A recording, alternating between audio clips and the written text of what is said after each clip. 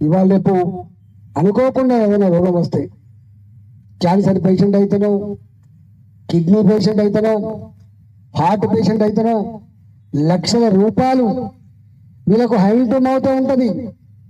ఏ పూటకు ఆ పూట తప్ప. ఇంకా మీకు తెలుసో ఈ మధ్యకాలం నేను హైదరాబాద్ ఇక్కడ ఎంపీ అయిన కదా అర్థమవుతుంది. ఇవాళ మేస్త్రికి రోజుకు 10,000 రూపాయల కూలి ఉంటుంది. కానీ నా పిహెచ్డి చదివినకు మాత్రం 15,000 రూపాయల నౌకరీ ఉంటుంది. మేస్త్రి కింద పారకానికి ఉంటుంది 1200 రూపాయలు. కానీ వాళ్ళ చదువుకొని వాళ్ళని కించపరుస్తలేను, వాళ్ళ శ్రమను నేను తక్కువ చేస్తలేను. కానీ ఇవాళ దానికంటే అధ్వానం అయిపోయింది.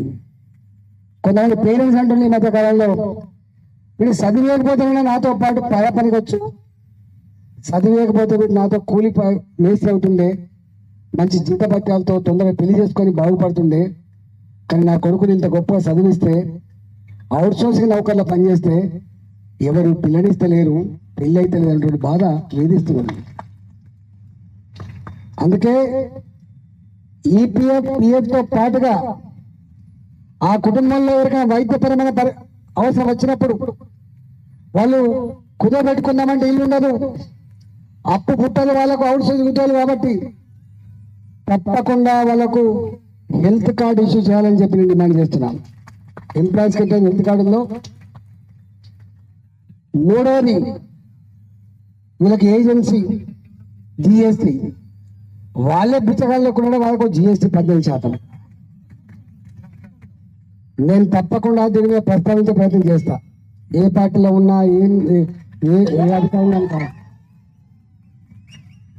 ఇవాళ కొన్ని ఇష్యూస్ ఉంటాయి, మొగమాడ లేకుండా చెప్పవలసి ఉంటాయి. నేను తప్పకుండా మా పార్టీ పరంగా, నేను కూడా వ్యక్తిగతంగా ఈ అవుట్ సోర్సింగ్ అంటే ఇప్పుడు ఈ సర్వీస్ సెక్టార్ కింద వస్తుంది. సర్వీస్ సెక్టార్ కింద పనిచేసే ఉద్యోగులకి, వాళ్ళు మున్సిపల్ కార్మికులు కావచ్చు, వాళ్ళు ఇంకో రంగంలో పనిచేయచ్చు, వాళ్ళ మీదకి సర్వీస్ ట్యాక్స్ వసూలు చేయడం మాత్రం అన్యాయమైంది. కలపడం, పేరుకైనా ఇంత జీతం ఉంటుంది, పేరుకి నీ బేసిక్ ఎంత అంటే గింత, గ్రాస్ ఎంత అంటే గింత, చేతికి ఎత్త అంటే గింత. ఎందుకు మాకు ఇచ్చే చక్కగా ఇస్తే మాకు 20,000 ఇస్తావా, 25,000 ఇస్తావా, 30,000 ఇస్తావా, గట్ల ఇచ్చే ప్రయత్నం చేయి తప్ప ఈ జిఎస్టీ ఉండొద్దని చెప్పి నేను కూడా తప్పకుండా తెలియజేస్తా. అందులో ప్రైవేట్లో ఉండడం వేరు, కానీ ఇక్కడ వేరు. నాలుగోది ఇవాళ రిక్రూట్మెంట్ చేసుకో తప్పట్లేదు, కానీ అవుట్ సోర్సింగ్ ఏ ఉద్యోగులు అయితే వాళ్ళ ఏజ్ దాటిపోయిందో, నువ్వు చేసిన 2 ఏళ్ళకే 3 ఏళ్ళకే తీసేస్తే ఏదో పోతాం ఒకడికి. కానీ మా ఏజ్ బార్ అయిపోయిన తర్వాత 45 ఏళ్ళు దాటితే నువ్వు దేనికి అర్హత లేని తర్వాత నువ్వు తీసేస్తే దీనికి అలవాటు పడ్డా మేము, దీన్ని నమ్ముకొని బతికే మేము, నమ్ముకొని కుటుంబాన్ని పోసుకొని వాళ్ళకు మెరిట్ ప్రకారం తీసుకున్నామా లేదా, రోస్టర్ పాయింట్స్ పాటించడమా లేదా, రిజర్వేషన్ సిస్టమ్ ఉందా లేదా, ఏమైంది దాని గురించి లోతులోకి పోకుండా వాళ్ళకు ఉద్యోగ భద్రత మాత్రం కల్పించాలంటే డిమాండ్ 100% అవసరం అని చెప్పి నేను తెలియజేస్తా ఉన్నాను. నాలుగోది ఏజెన్సీ. మేము చాలాసార్లు చెప్పినాం, నేను ఆర్థిక మంత్రి అప్పుడు కూడా ఈ ప్రతిపాదన పెట్టినా, మధ్యలో వీళ్ళెందుకు ఇది కథ తీసేయక అని చెప్పి యుద్ధాలు పెంచుతున్నప్పుడు చెప్పినాం. కానీ ఎందుకు ఇక టైం అయిపోయింది, వెళ్ళొచ్చిన. కానీ 100% ఇది ఈ ఏజెన్సీల వ్యవస్థ పోవాలి.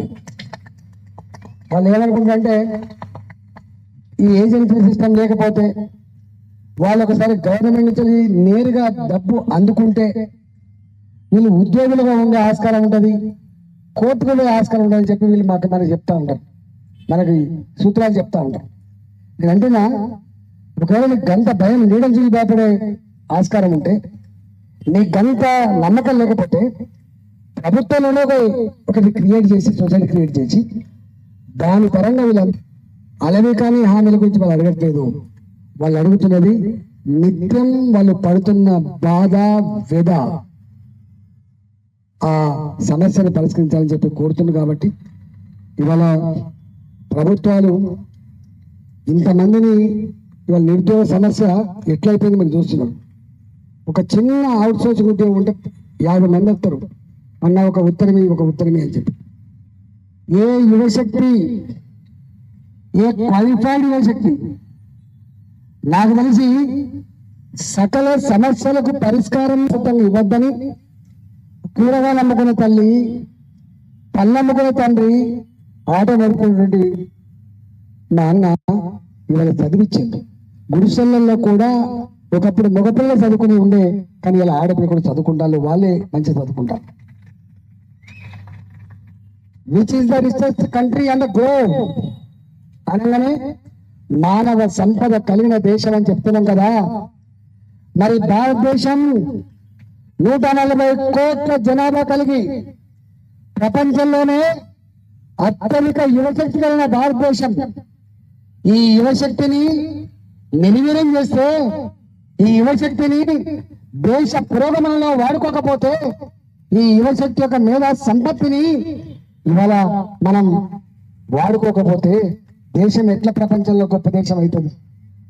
అందుకే ఇవాళ 40 లక్షల మంది 50 లక్షల మంది నిరుద్యోగ యువత ఉన్నారు. వాళ్ళు ఎక్కడో కాడ కేవలం ఇవాళ ఉద్యోగం అంటే ప్రభుత్వాలు మనం వేసిన 30,000 ఉద్యోగాలు దేనికి మొదలవుతాయి?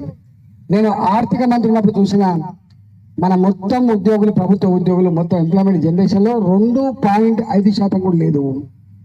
97.5% ఉద్యోగాలు ప్రైవేట్ సెక్టర్లో ఉన్నాయి తప్ప గవర్నమెంట్ సెక్టర్లో. దీంట్లో ఉన్న మనం ఈ 2.5% మనం అవుట్ సోర్సింగ్ ఉన్నాం, మళ్ళా పర్మనెంట్ కాదు ఇవాళ. అందుకే ప్రభుత్వాలు దృష్టి పెట్టవలసింది. కొడుకు నౌకరి చేయక ఊర్లో తిరుగుతూ ఉంటే తండ్రికి ఎంత వేదన ఉంటుందో మేము చూసిన వాళ్ళం. ఇవాళ ఆడపిల్లైనా మగపిల్లవాడైనా గొప్ప చదువుకొని ఉద్యోగం లేకపోతే ఎంత బాధ చూసాం. కాబట్టి ఏదైనా గవర్నమెంట్ ప్రయారిటీ ఇవ్వాలి. నువ్వు వట్టిగా నాకు ఇది ఇస్తా, పుక్కడకు అది ఇస్తా కాదు.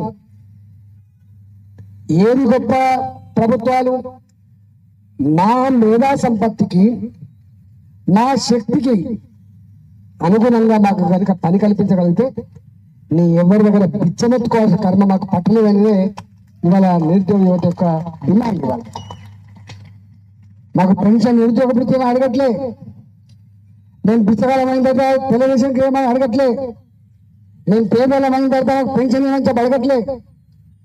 నాకు పని కల్పించండి.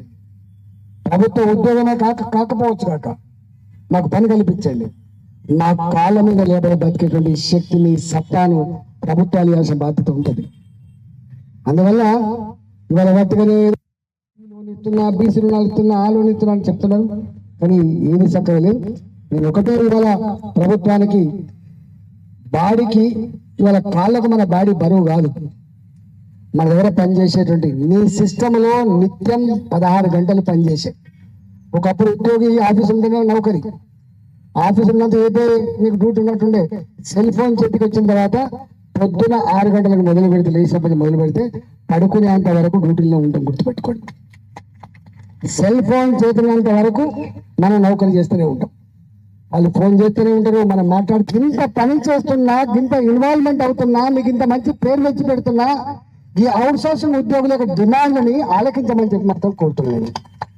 కాబట్టి ఇవాళ రేవంత్ రెడ్డి గారి ప్రభుత్వం ఈ అవుట్ సోర్సింగ్ ఉద్యోగుల గురించి దృష్టి పెట్టాలని, దీనికి ఒక మంత్రి వేసి వాళ్ళ జీవితాలేంది, వాళ్ళ బాధలేంది, వాళ్ళ డిమాండ్లు ఏంది కులకృషంగా చర్చించాలని, దాంట్లో ఏది పరిష్కారం చేయడానికి ఆస్కారం ఉందో పరిష్కరించాలని చెప్పి కోరుతూ, లేకపోతే ఇప్పుడు ఏం చేయరు, కానీ శాపనార్థాలు పెట్టే శక్తి మాత్రం ఉంటుంది వీళ్ళకు. 2.5 లక్షల మంది ఉన్నారు, 2.5 లక్షల మంది ఉన్నారు. వాళ్ళకు ఒక 4-5 కుటుంబాలు ఉంటాయి, ఎవరైనా తక్కువ కాదు. కాబట్టి